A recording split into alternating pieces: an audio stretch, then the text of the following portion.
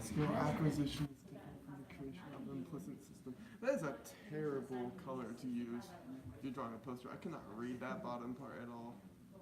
Learning the rules of a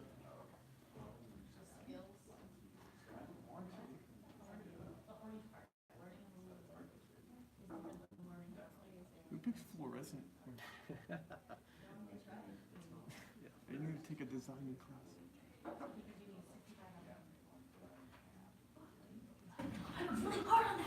They're feeling edgy, Mike. I'm feeling edgy. So they're feeling edgy.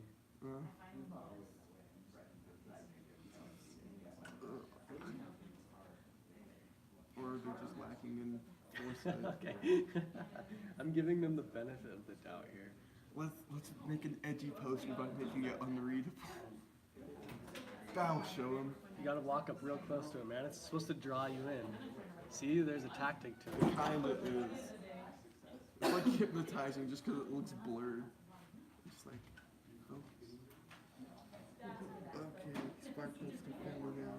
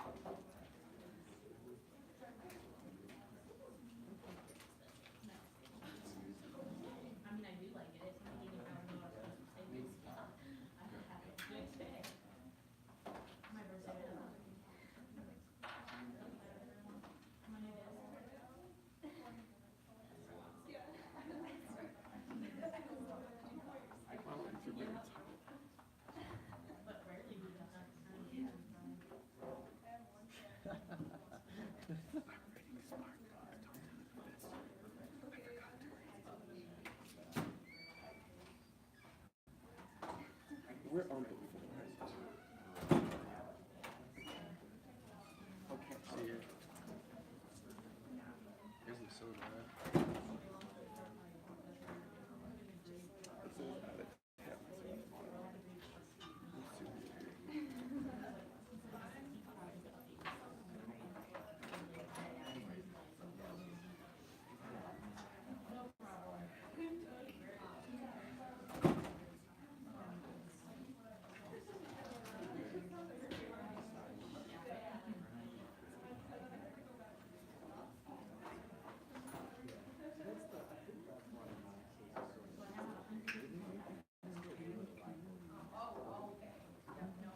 So this is like a Dido check. Oh yeah, well she's like in a literally like love drop. And she killed herself like Juliet. Yeah, except for Romeo runs away. I didn't kill myself for this. It's like if Romeo and Juliet were to do the suicide pact, but like Romeo faked killing himself. Or I guess they're not taking pills. I was thinking like the end of Hunger Games where they both are gonna take the death berry, but she pretends to and she actually does. That's how you do. Get other people to do something like you just. I was just in a love tunnel, dude. Just tunnel, dude. Did you want single page things or were double page, like double sided? Doesn't matter to me. Okay. As long as it's the line spacing is double. Also, what specifically did you want on the header? Like our name and what else? Just your name. I don't need anything else. We're good. I'm gonna erase this thing. Which is good because it gave me more lines to work with because I was really struggling to make this only 2 pages. You did it. I did it though.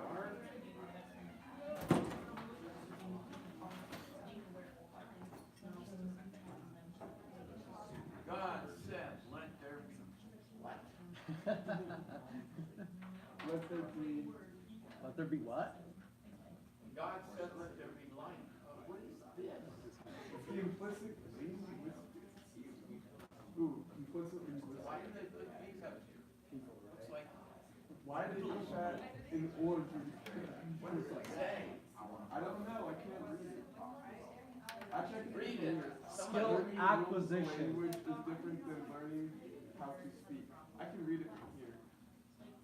Skill acquisition is different from the creation of an implicit system. Learning the skill of language is different from the rules. I can read linguistic system. Yes. Philosophy knows the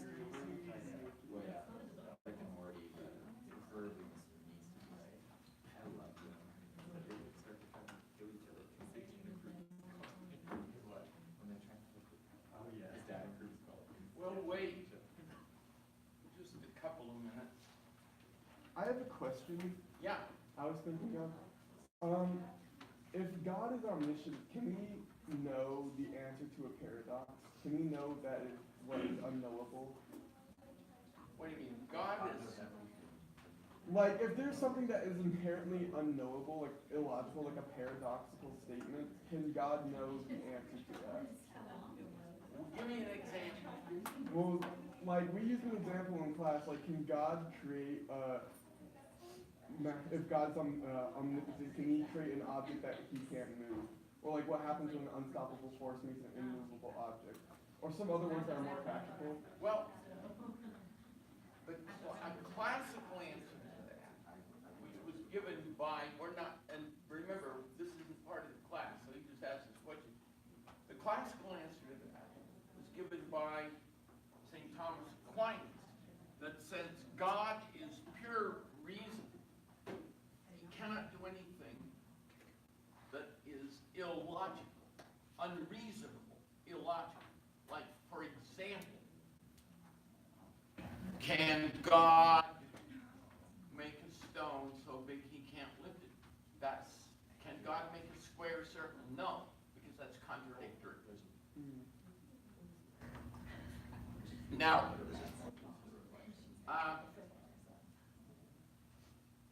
particularly Christians, but also many Jewish thinkers, well, Jewish thinkers wouldn't get that from this, but Christians would get that, not only from the classical philosophers, who thought that God was pure reason, and Christians would get it from the first lines of the Gospel of John, where it says, in the beginning was the Word, and the Word was with God, and the Word was God. What's translated in the Bible as Word is the Greek logos, which is reason. That's what it means. That's the word we use. We get logic from that. So in the beginning was the logos, and the logos was with God, and the logos was God. Yeah. So then do you think that reason entails nonsense? Do you think that sometimes there's good reason for no reason at all? Like, No, to be whimsical has a reason. Yeah, there is a reason for it, even though it doesn't look at that point like anything sensible. So then things that seem nonsensical to a point do make sense. You have to think it through. Yes. For example, how many of you here have read Alice in Wonderland? That is a classic, but it is filled with philosophical questions. I thought about using that for this class. For example, the Cheshire Cat disappears little by little, right? Mhm. What's left? What's the last thing? Is a smile? A smile. Can you have a smile without somebody smiling? Does that make, or something smiling? Does that make sense? Yeah. No. No, it doesn't. But it It does, but it doesn't. it raises that great philosophical question. How many of you in here have read a book that's similar in terms of raising fundamental questions?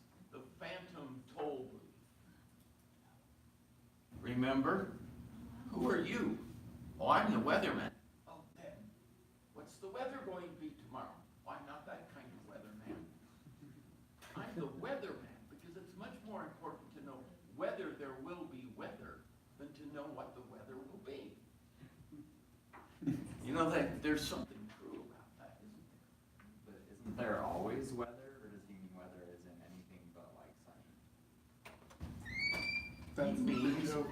he's the weather, whether there will be weather. Okay, I understand. You see, this is great stuff. Where do you want us to put our? I'm gonna pick them up right now. Hopefully, I can use this.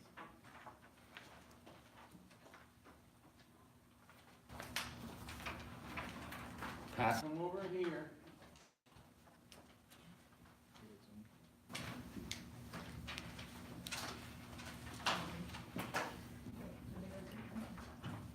Mine is in Staples, by the way, so good luck. I also don't have mine stapled. Oh, that's okay. There's staples? Okay. Got a name on both sides. I was gonna say, there's a header on both pages.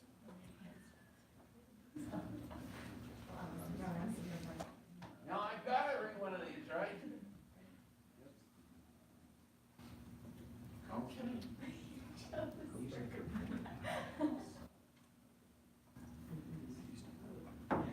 So, can Yeah. I ask a follow-up question to that? Sure. Or should we move on? Go on, if we've there's- got time. If there's something that's like inherently unknowable by human beings to the point where it's just like we can't use logic to figure it out, is that knowable by an omniscient being? Like there's some points in like science and physics that are beyond our capabilities to figure them out and comprehend, but could God do that? Name one. For example, like assuming that the universe was created via the Big Bang, like what came before, or what happens at a singularity where all of our reasons of physics kind of break down and don't work anymore. Because then, God could know them. even though we couldn't, Yeah. It's kind Okay. of why being omniscient, right? that's what I was asking. Okay, what's your, So this is in addition no, to that. and you were saying something. Yeah. I was saying, kind of the point of being omniscient is to know everything that entails things that we don't know, is by God's nature. Everything that is potentially knowable. Yeah, right? but if we don't know it, then how can we know that it's knowable by something else? Well, you don't, you just deal with it. Well, if we don't know it, but we believe it could be known, then God could know it. Well, as well as, if, just because we don't know something doesn't mean it doesn't exist, it doesn't mean it holds true, right? But doesn't mean it doesn't exist either.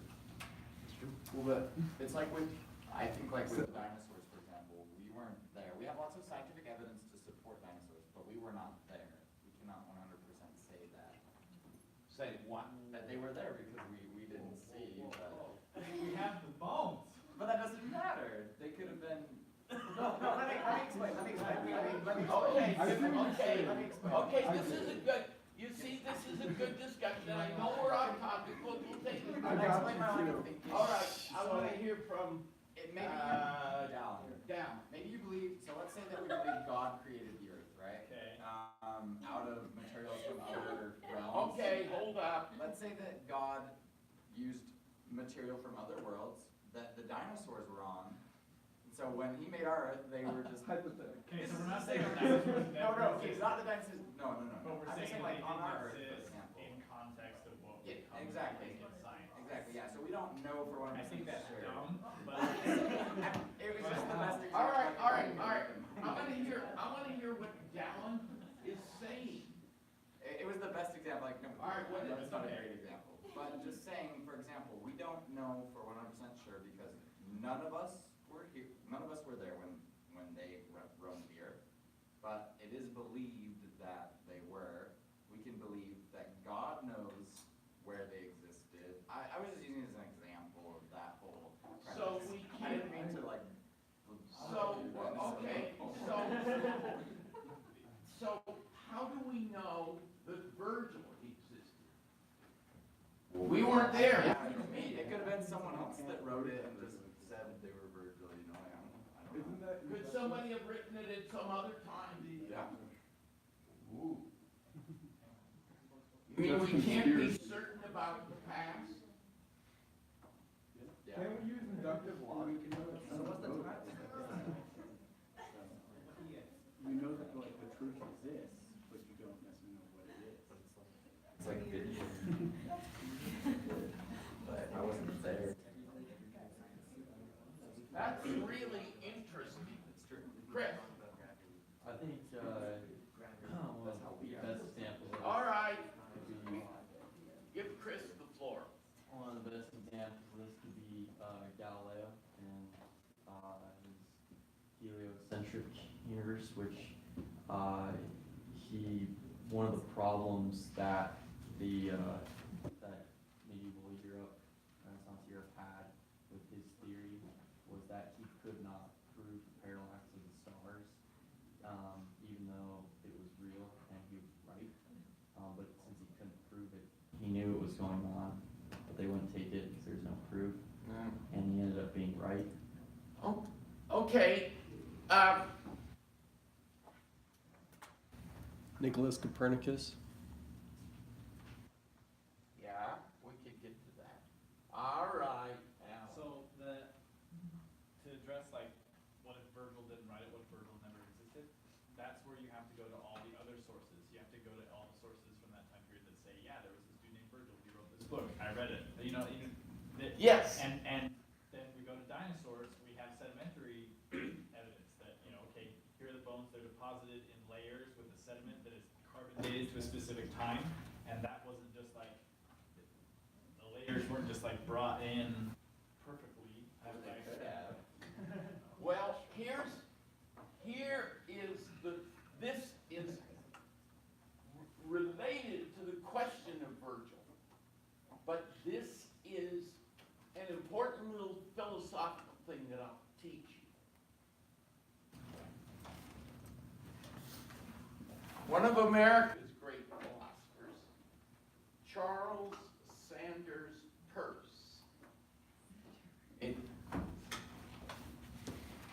Now,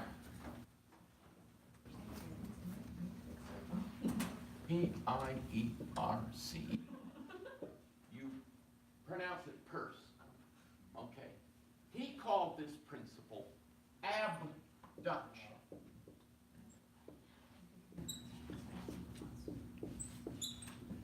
Modern philosophers call it inference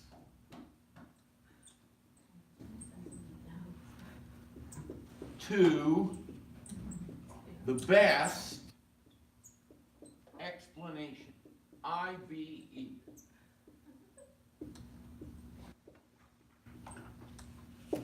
Okay, inference to the best explanation. This is very powerful in understanding the truth about the past. That is, how do we now know, pretty much as surely as we'll ever know anything, that the universe started with a big bang? How do we know that? Because things today are best explained. Things today and things we can observe from distant objects in the universe are best explained by the Big Bang. They're best explained by that.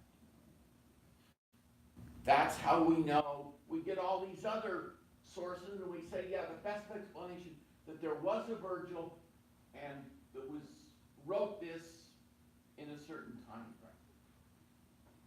How do we know things about ancient history or distant lands in the past? Because the best explanation is this. That's this principle. And then if we don't have any other account, then we have to say, well, we're not sure about that. You have your opinion. Now, that's for example.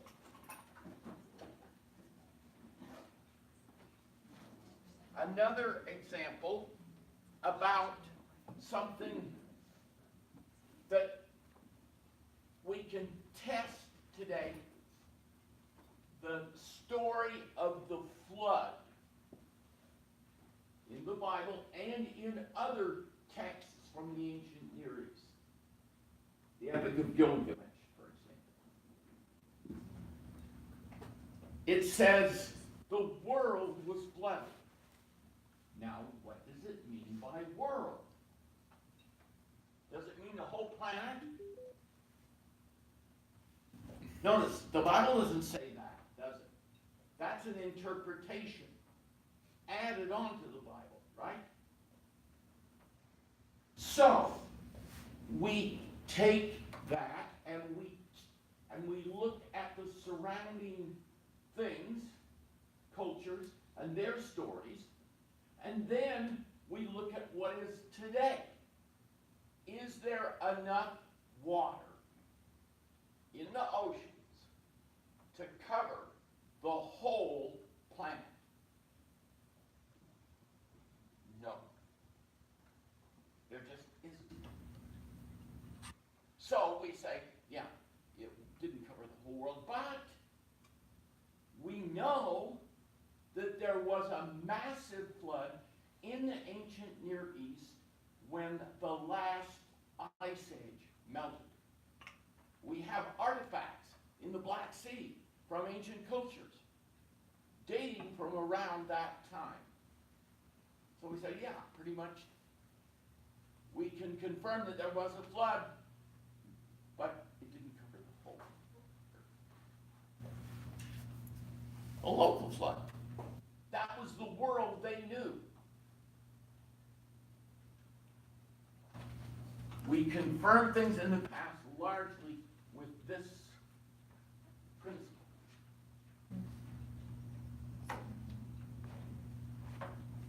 Questions, observations, comments? Yes. I just think it's interesting that, like, when we're reading this literature and things like that, you need to it's important to take into account the perspective of the writer as well. Sure. Because if you have somebody describing, say, like, a barbarous culture or something like that, are they actually like that, or are they just that because that's how the writer is describing them? So they may be a very sophisticated culture, but you don't know that because that's from the perspective of the writer. They never call their own culture barbarians, do they? Greeks thought everybody else was barbarian. Yes? So we're talking about knowledge, and we've talked a lot about St.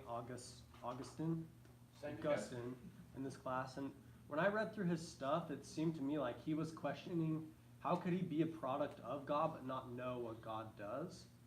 And because he says, God is in all things, and that means that I myself am a part of what God is. Then how can I not know God, and how is God separate from me? Augustine never said he was part of what God was. Or, God is this permeating thing, but how is God without me? And so, how can I not know the... This isn't the class to get into Augustine, but he is really one of the giant thinkers. But let us go. Never mind.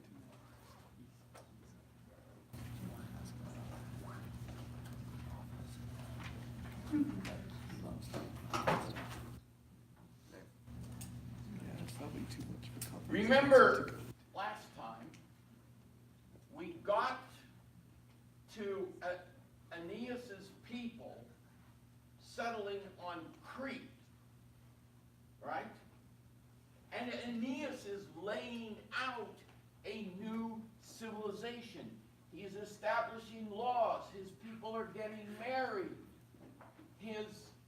They are building farms and property and the things you have to do to create a new place, a new civilization, which suggests, doesn't it, that Aeneas at this point doesn't know that he's to found Rome. Or that's a complicated question, right? Why lay out a civilization, establish laws, property, get married, if this isn't going to be your final home? I think the issue here is just his definition of he knows he is to found a future city, but he doesn't know where He doesn't He know. needs more and more details over the course of what we read. But right now he actually thinks he's doing what he's been told to do. He's founding a city in the place he came from by his understanding of it. Yeah. The place his people came from. Yeah. And yours do. Interesting. And why, or what gets them away from Crete? Plague. Now,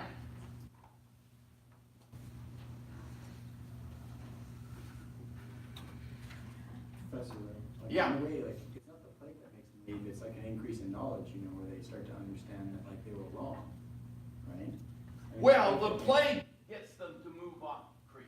Yeah.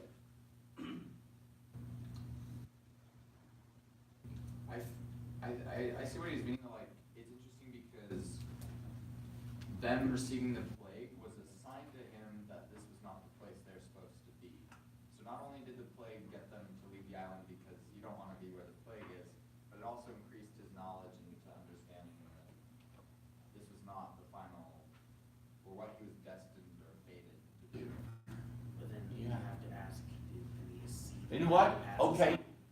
Speak up. Let Well, everybody then hear you. have to ask if Aeneas saw the plague as a sign from the gods. Because honestly, last time that he got a sign from the gods, he was directly spoken to. So if he's going along with that, a plague isn't really how the gods have been speaking to him so far. So, Does he think the God is speaking to him? yeah, through the plague, that's the question you're asking. So is it the plague that moved the people, or is it that he acknowledged that the plague was a sign from the gods? So Now, remember the structure. When is he telling this story? He's telling it to the people of Carthage years after this happened. Right? Like it was 2020, right? Does it give an indication here that he recognized this as a sign from the gods? Not really. See, yes, Melissa. I was just going to say, it does say that he has a dream, while he's there, and they're trying to suffer through the plague. Well, yeah, after the plague, right? Yeah. I guess it does say it back on the sheet there. Yeah, he had gone back up to see it. Okay. Yeah.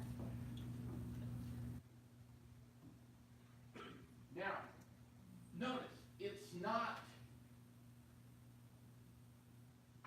at the bottom of page 70, around line 205. Since you raised the question, Melissa,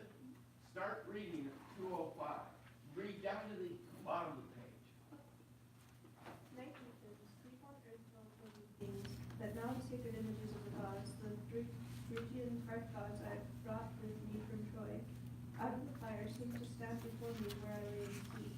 I saw them flame in the pure light cast by the full moon, edging its way into the treasure deep. Then it seemed, notice, they spoke to comfort me. Now, notice, he doesn't say they actually spoke to him. It says they seemed to speak to me. Right? Now, how seriously should we take this? Who are these gods? Maddie, who are these gods? What does it say? No. Those are hearth gods. Hearth gods. Right? Ashley? Hearth gods, right? Now, these are not the top gods.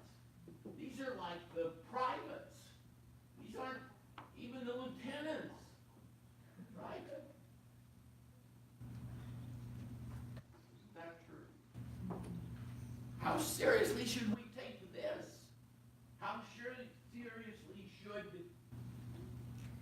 Aeneas? You see the problem? These are just gods of his household. Wait a minute. And then they say, all Apollo would have told you. They're speaking in the name of Apollo. How much can we trust? That's enough not to go back to the island. Well, but why wouldn't he go back to the island? The plague. Well, I mean, to Delos, like he's saying, like, if you had made it back to Delos to ask Apollo again, he would have told you this. We're telling you. It's like, you don't have to go. Yeah, but I'm just raising the question here that is raised. Why trust the sub-gods, if you want to call it that? There's no God. Yeah, but they're like the private. Well, they know more than you do, though. Or, I mean, They- yeah, that's, I mean, in the context of the reading, they probably, they still know more than Aeneas does. Yeah, I know. So I would trust someone that knows more about something. Right? Yeah, but let's remember, they are not the full divinity. Would you not listen to an angel of God if they came and told you so? If I knew it was an angel. So if you know this is like a God, even though it's a lower God. Although, remember, he says, it seemed.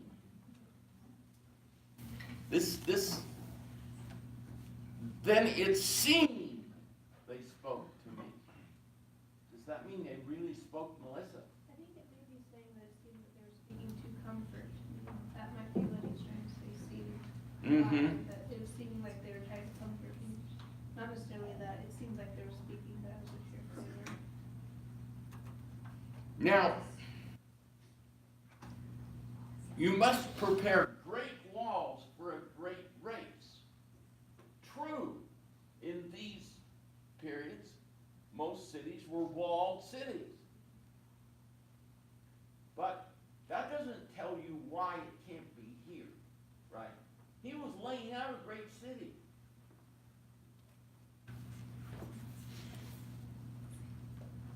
There is a country.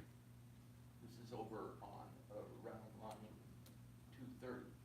Hespera, as the Greeks have named it. That's what they named Italy.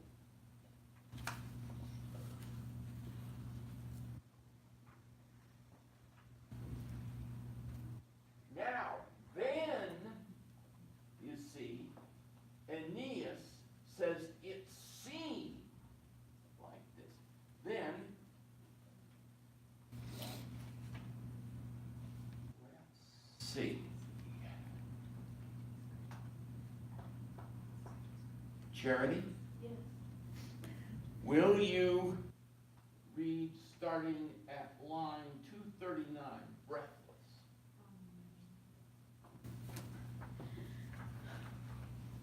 39 cents? Yeah. Okay. Breathless with awe at these appearances of the divine voice, and all this no dream. No, for I saw them, large as life, before me, the veiled heads and their faces near at hand. So cold sweat soaked me head to foot. I tore myself from bed and lifted up my hands and voice to heaven. Then I poured pure offerings to fire.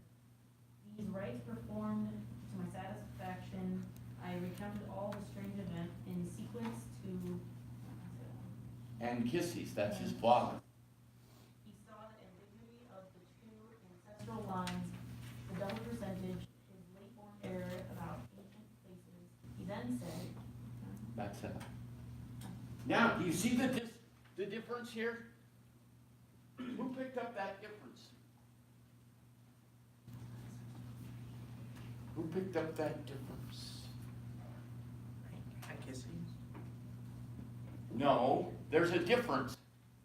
Do you see the difference? What's your name? Justin. Do you see the difference? Do you see the difference? What's your name? Yeah. I just was blanking. What's the difference? We just had a difference. Taking it a lot more seriously. Well, yes, but At first he says, like, it seemed that they spoke to me, but by the end he's like, yeah, I saw them right here, right in front of me. no, for I saw them large as life before me. This was no dream. He's certain at this point. What gets him certain? There's nothing in here to indicate how he's now certain. You see the difference? This raises a question that was raised by one of the great philosophers. Most of us don't think he said anything that was really very good, but he's one of the most influential philosophers in history. Anybody ever read any Descartes here? Descartes wants to know how you know that you can know anything. How do you, and Descartes says, how do you know that you're not dreaming?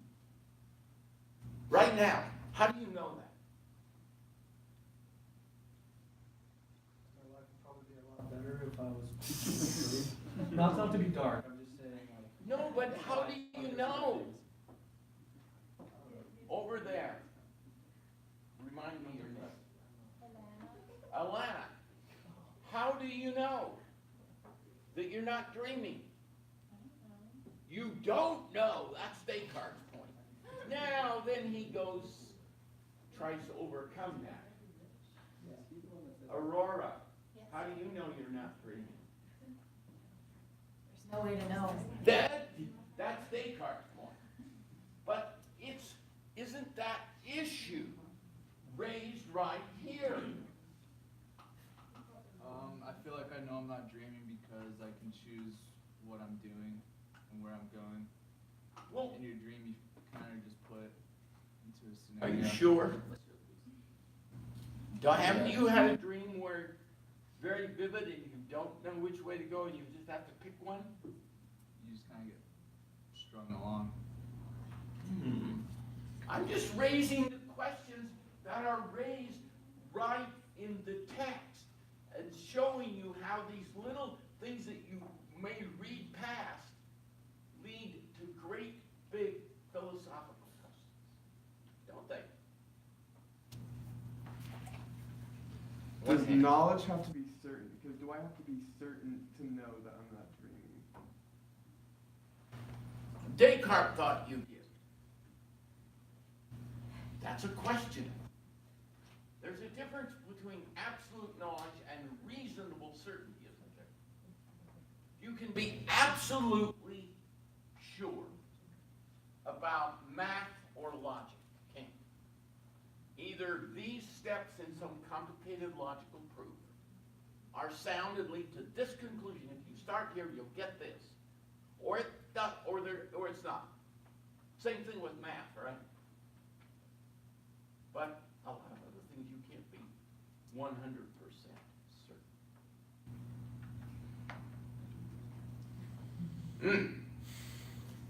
Get out of here. That's the whole point.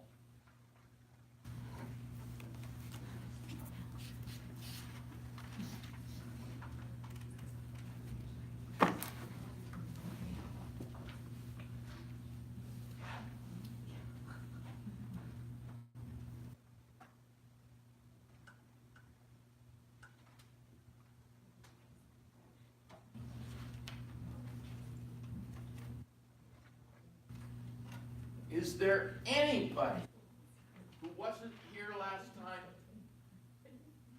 Oh, so you need this.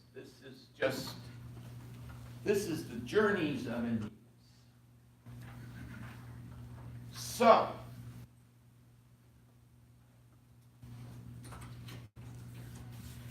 they take off.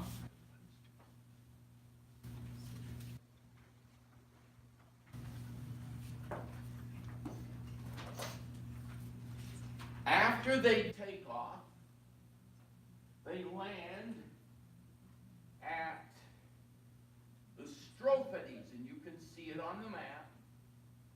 These are kind of islands on the western side of Greece.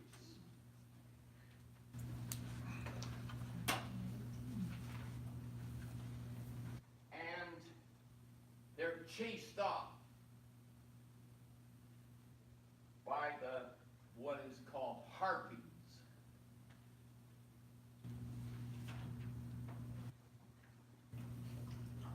And these are, I mean, the way it's presented, they seem like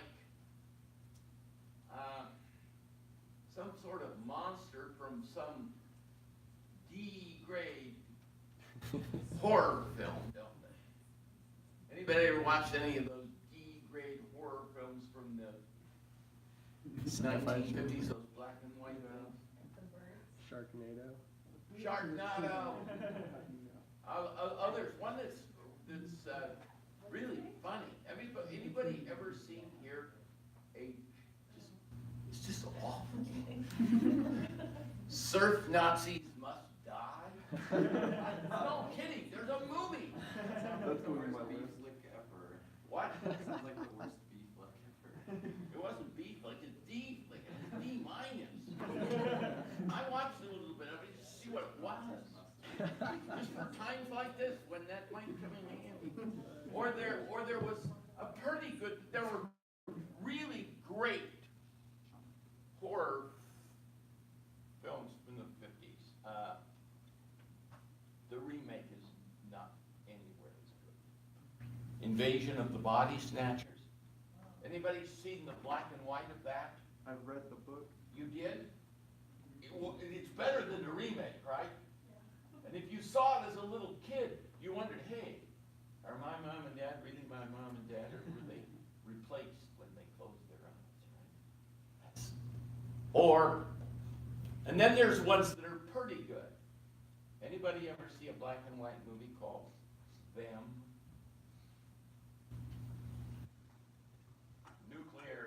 Some sort of nuclear thing in the desert created these monster spiders. They're gonna get How you. old is that movie? What? How old is that movie then? About 1953, black and white. And then there was, of course, maybe the Invasion of the Body Snatchers, and the other one was, and if you haven't seen the black and white, you really should see the black and white. The day the earth stood still. You saw the black and white? Isn't that better than that damn remake? Yeah. I'm sorry. Why do we say pardon my French? All right, here we are. While we're on this, I kind of have a question about, do you think that in a lot of these writings, like with Homer and with Virgil here, these monstrosities are symbolic for a lot more than just them being just a plain old mix of a humanoid bird? Like this, we hear about the sirens lulling the warrior to his arrest, which is, symbolic of kind of the end of their journey and him settling down with like a woman or something. Yeah. Do you think that these hold a lot more truth than we give them credit for? Probably. Let's think about that.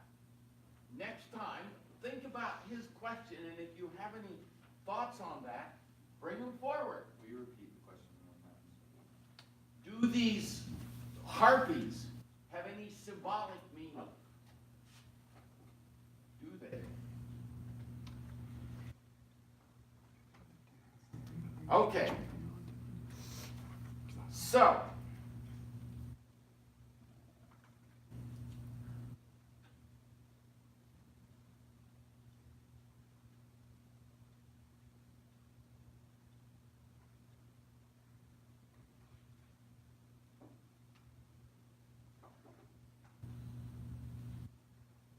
Aurora, will you start reading from line 336 and read that whole stanza?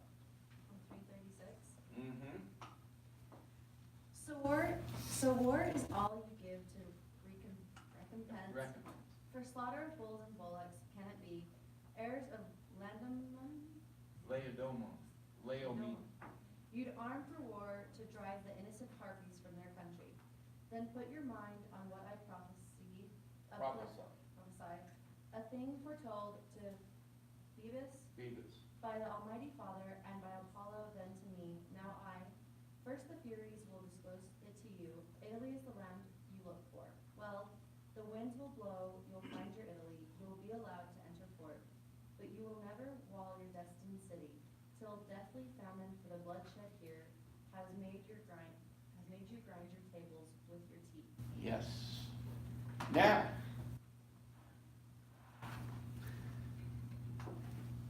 Sedona,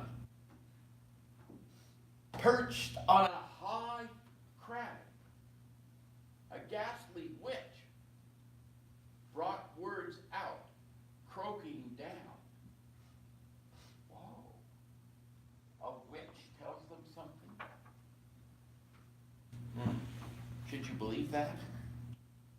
Think of this. Witches are usually thought of as minions of a dark and evil force, aren't they? Should he trust the word of the witch? She's telling him what Apollo would say. Wait a minute. Forces of darkness aren't usually trustworthy. Yeah. Well, is this a question raised in Homer previously, where, you know, what gods of these are, you know, Yeah. what would be fight among themselves? Yeah. But, Raised- and so, I mean, doesn't that apply, I mean, they're pretty much the same gods, and so, Yeah. I mean, Venus isn't all that great, neither is Jupiter or Juno, Did they fight? so they're evil as well, they're not benevolent. And this question about the nature of the gods is raised by Plato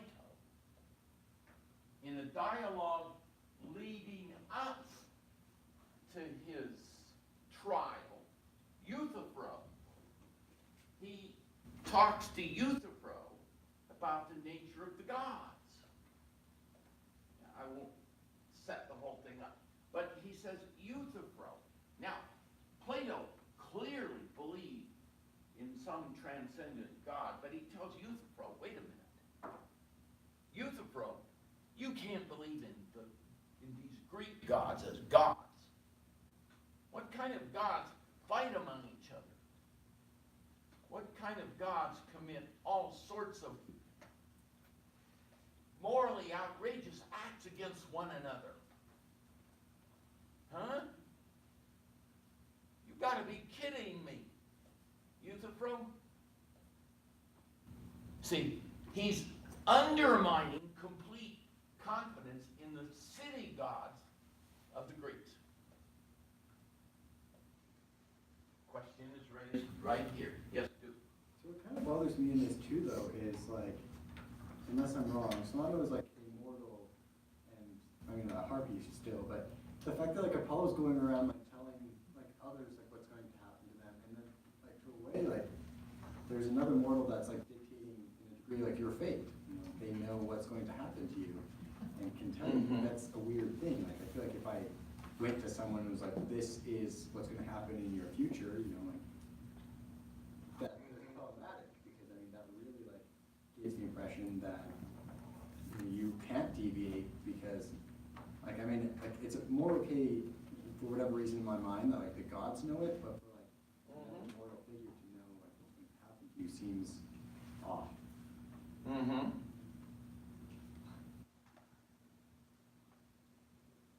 So, then, as you can see on your map, they land at what is called Actium, which is in western Greece.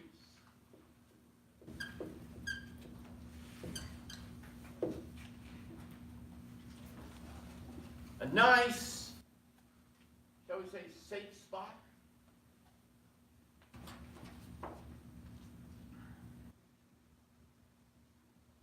And then he gives his people rest for a while. And they held wrestling games. The men held wrestling games. Isabella, how did they wrestle?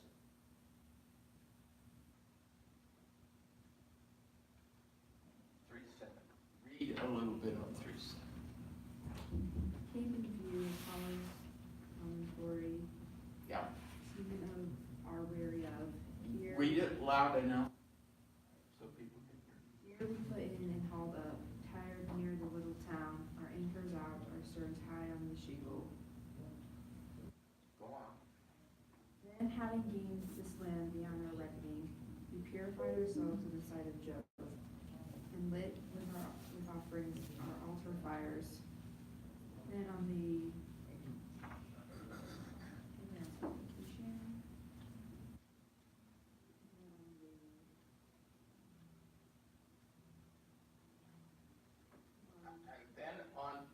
Then on the Actian shore held games of Ilium. These are games they're used to, right? Where's Ilium? Troy. What are then? Go the next 2 lines. The men. the men all naked, slippery with oil, hot bouts in our traditional wrestling style. Okay. They're naked. No clothes on. You know, this is part of human nature. Men like to have physical contests with other men. They do. They're wrestling. Think of this.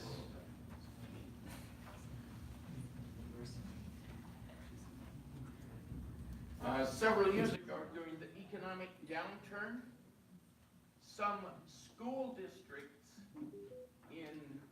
smaller school districts in Idaho thought that they would just have to give up high school football. And the local paper, students who were going to play football said, well, if they're not going to play football here, I've got to go to another school because I don't want to play football. That's just a fact. This. A group of people, men and women, say your age, get together on Sunday afternoon, like next Sunday or the Sunday after. What are the men going to be doing?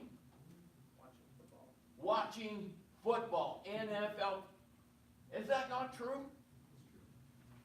Are the women going to be watching football? Heck yes. No. There may be some, but very few, right? Okay, yeah. Is that not true? Very few. It's just a fact. Now, even something that people know isn't real, but looks real, is very popular.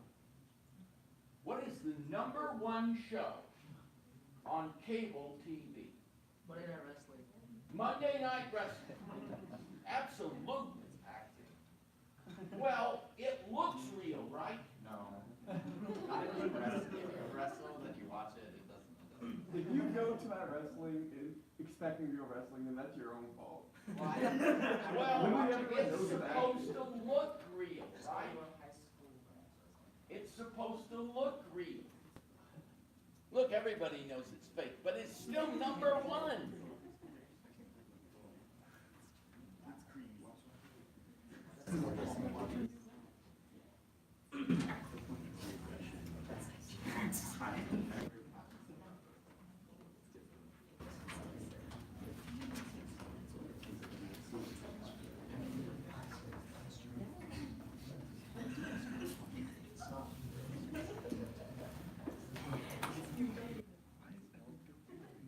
How much of these ancient games were seen as like political unities in these times? Like the Olympics and the get-togethers that the Greeks had? Was it seen? Kind of. Was it seen as a form of unifying all their city-states through It could, through yeah. competition? Now, who rules this area of Greece? Who? Come on. Pyrrhus? Pyrrhus? Is that his name? Pyrrhus? Pyrrhus. Pyrrhus. Where do you read that? Line 398, or line 400 on page 76. Because he starts talking about Helen and how she is the wife to Pyrrhus. He's the ruler of the land. Helenus, now the son of Priam, now ruled over cities of the Greeks as heir to Pyrrhus' wife and power.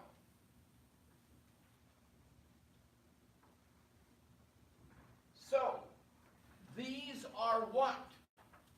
Greeks, but they're from Troy. Aeneas's people they can do their thing.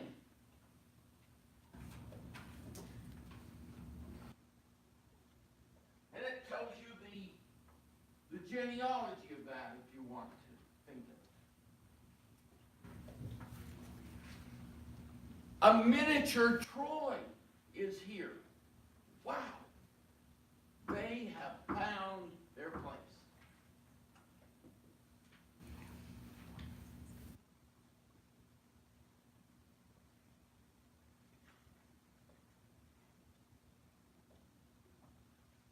But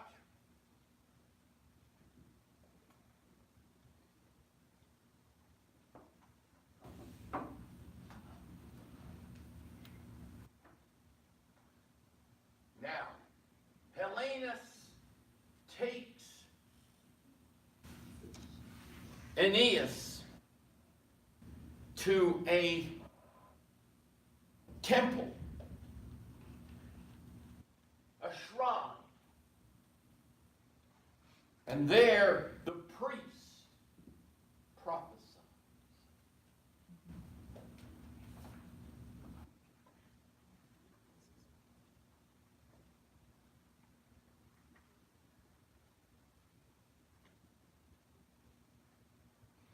Will you read for us?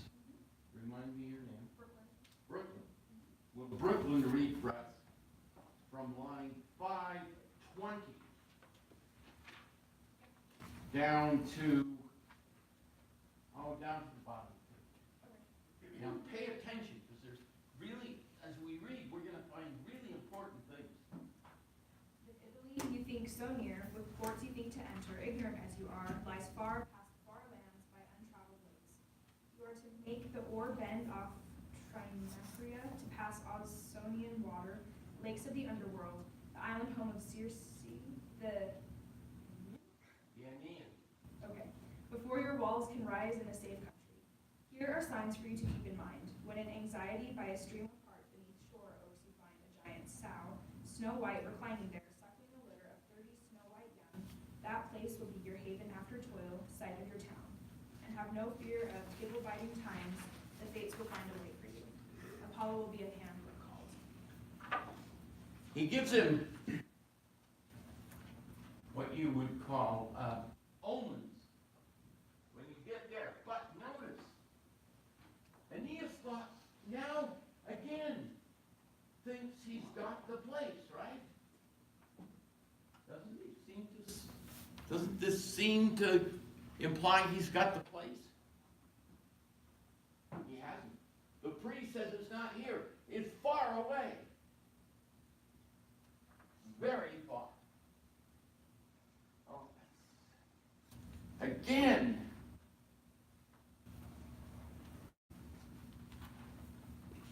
Far past. Far lands.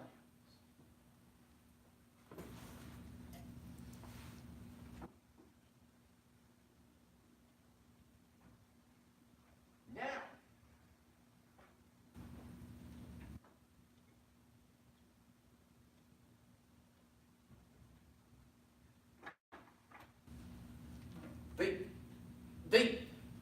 when they leave this western Greece area, going out, they can see in the distance Italy, can't they? In the distance, they can see Italy.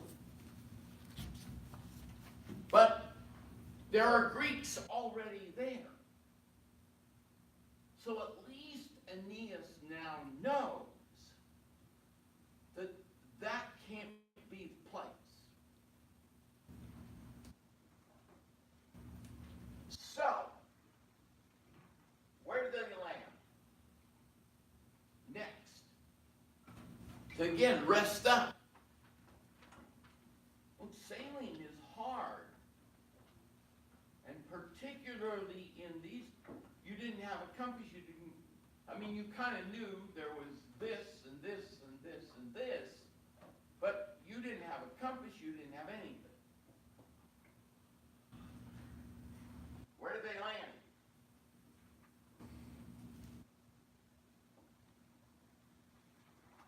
Sarania, Let's see. on page 83.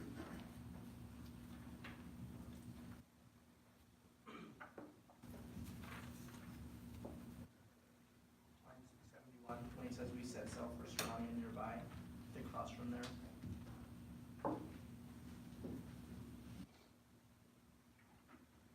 Saronia. Where is that? What is it? You look in the back, you'll see it.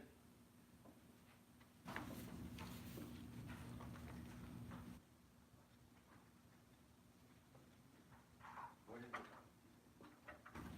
A mountain chain and Epirus. Mm-hmm. Greek plural name meaning thunder heavy.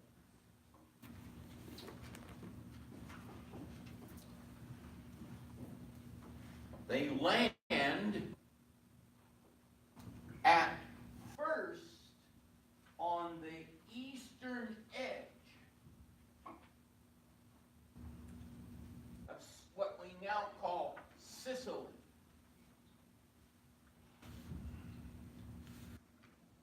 And then they have to go around it.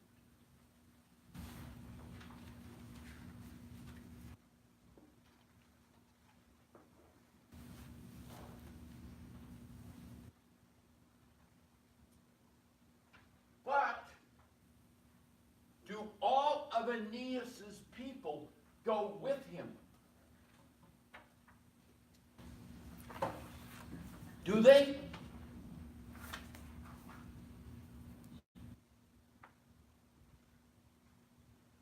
No.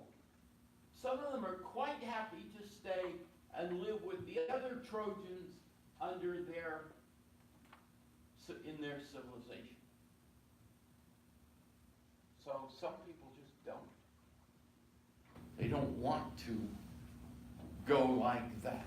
They're perfectly happy where they are. Because if you notice, have any of these supposed divine intervention, the dreams or the divine word, have they come to the people in general? Or just to Aeneas?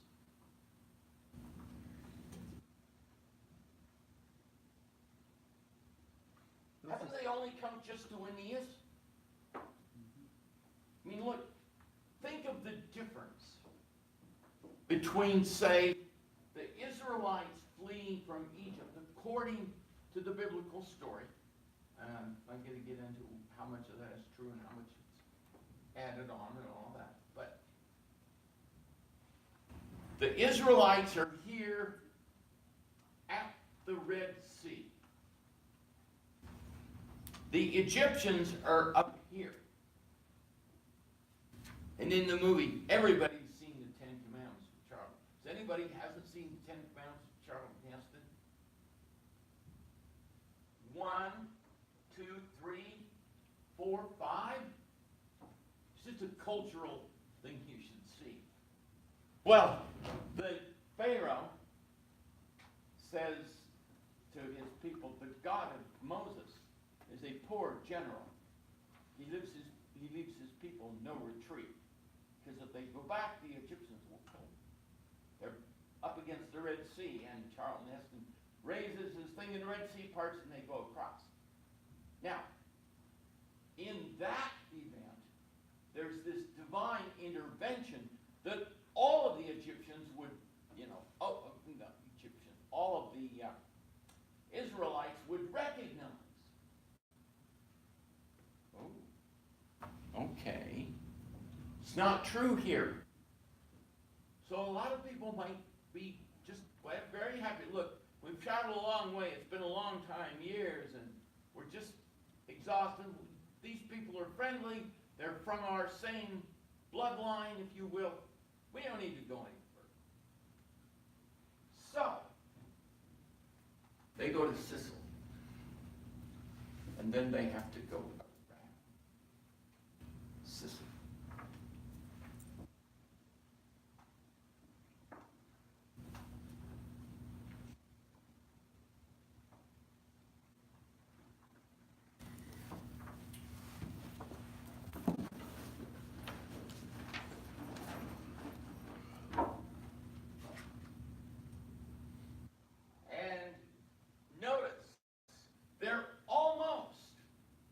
Can see in the distance the land of Italy. Anybody been to Italy? One person. Where? Rome. Just Rome? Yeah, I've been to Venice, Rome, and Florence, and I've actually seen the place where Dante used to live, up in these little towers. In Florence, right? Yeah. And I've been to Rome. I've also been to Sicily. When you're standing on the Sicilian shore, looking out at the blue Mediterranean, behind you are these ancient monuments. You get a feeling of just how massive history is and how insignificant one person is in that thing. You just get that feeling. But on the northern end of Sicily, but where they were traveling across, they can see Italy. And then what happens?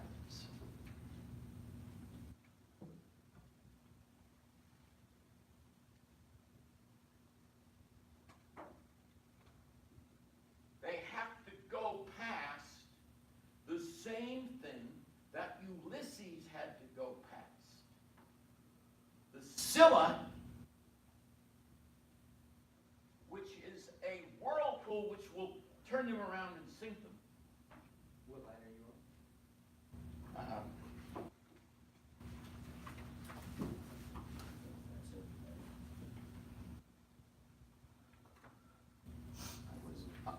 Yeah, it's.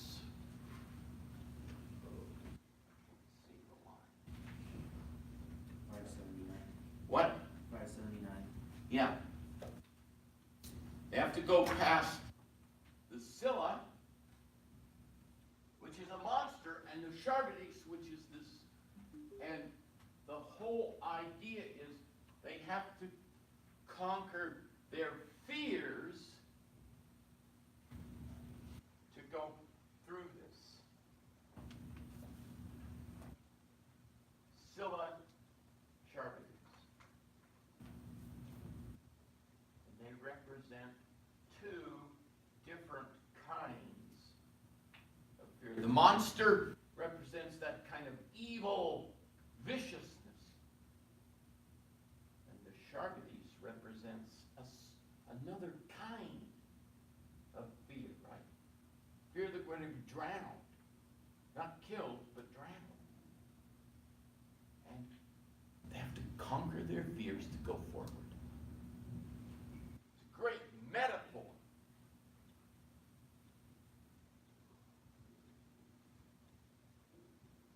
And then, on the shore in Sicily, they can't stay there because who do they run into?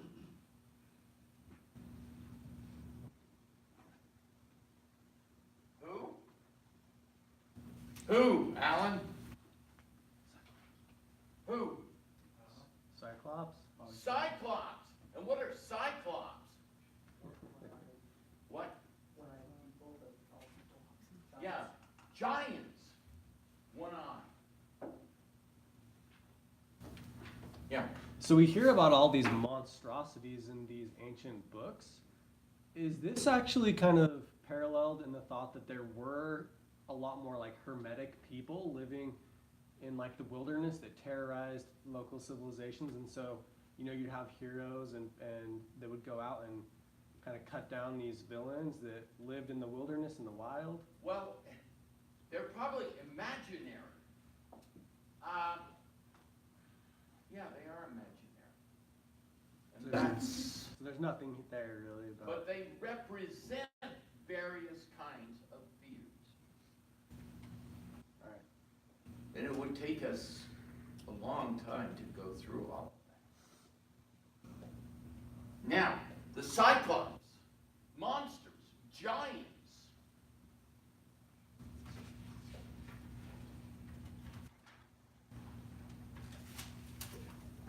Remember, in the early chapters of Genesis, what do we run into? Giants! Duke's got it. Remember? Giants. Terrors, floods. And then the whole, Tower of Babel story.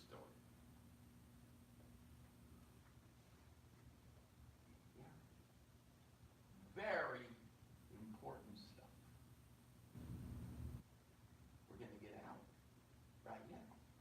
And your grades will be posted Monday on Canvas, and then I'll turn it back on. I'm so nervous I didn't answer the questions you wanted. So what's your view? Like, well, I'm giving you a view or something.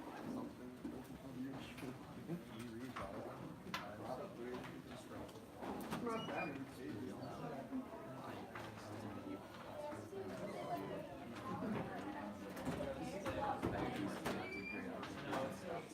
Worrying about land. And I tried to do this concise as possible, get my point across, and then I didn't and all of a sudden my papers was like 64, like really bad to like, like 92.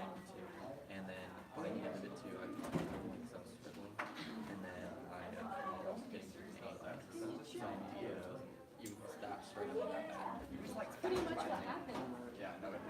Like, I was like, oh, this is pretty good. Yeah, got rid of the. Yes. You gonna do it again? Yeah, probably. Redo it. And let it grow. I mean, it's like We're just just like saying. because like so what happens is like because things were so tight, I graded everything so tight and then clipped it. So what happened is there's a lot of like breakage from things, and then so things started growing again, and then all also the things that are lengthening out, like, because it was braided up to the skin, right? So then it just grows out from that, and then it's just a bunch of straight hair. Down, and then it's right, and so it's just, I was like trying to, So like, then, incorporate all the new growth. yeah, where everybody works. And I was like, alright, I'll just. Yeah, that's true. Everybody works. No, I've heard like, that, like I should. There's some kind of organized crime. Figure it out every once in a while, It's just a cultural. Yeah, I guess Yeah, and just then I also. maintenance and grooming kind of Yeah, thing. exactly, that's all it really was, so. Well, alright, Chris. Alright, yeah, I'll see you next week. Yep, later, dude.